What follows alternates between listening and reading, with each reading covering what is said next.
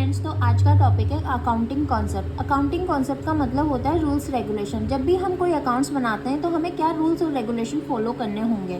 तो पहला कॉन्सेप्ट है business entity concept. Business entity concept का मतलब होता है बिजनेस और ओनर दोनों को सेपरेट एंटिटी माना जाता है। मान लीजिए ओनर पर्सनल यूज़ के लिए कुछ पैसे ले रहा है बिजनेस से, तो बिजनेस एक्सपेंसेस नहीं होते, वो ओनर के पर्सनल एक्सपेंसेस होते हैं। Next one is a money measurement concept. Transaction किस में रिकॉर्ड होंगे? ओनली मनी में ही रिकॉर्ड होंगे।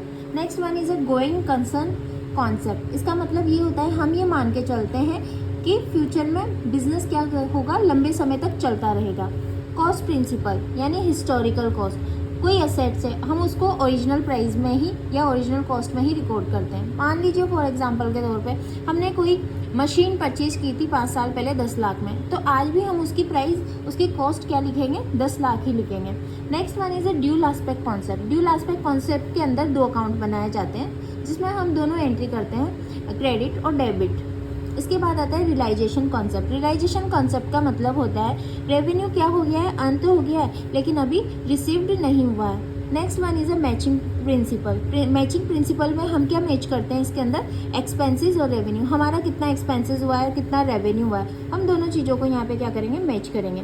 एक्रुअल प्रिंसिपल का मतलब होता है ट्रांजेक्शन्स क्या होते हैं? रिकॉर्ड होते हैं जब वो ऑक्योर हो जाते हैं, ना कि when cash is paid. Objective concept क्या होता है? ऑब्जेक्टिव कॉन्सेप्ट का मतलब होता है कि हम अकाउंटिंग में रिकॉर्ड करते हैं किसके बेसिस पे?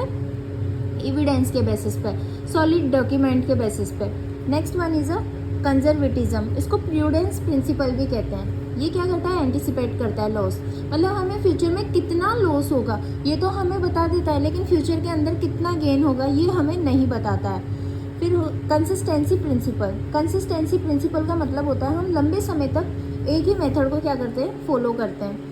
फिर आता है फुल डिस्क्लोजर। फुल डिस्क्लोजर का मतलब होता है कि सारी इन्फॉर्मेशन को हम किसके अंदर डिस्क्लोज करते हैं? फाइनेंशियल स्टेटमेंट के अंदर हम डिस्क्लोज करते हैं ऑनेस्टली, और ये इन्फॉर्मेशन हमें डिस्क्लोज करनी पड़ती है, बतानी पड़ती है। मटेरियलिटी प्रिंसिपल का मतलब होता है significant information should be disclose. ये थे अकाउंटिंग कॉन्सेप्ट के, और हर बार इससे यूजीसी नेट में क्वेश्चन पूछा जाता है मैच द फॉलोइंग में। Thank you.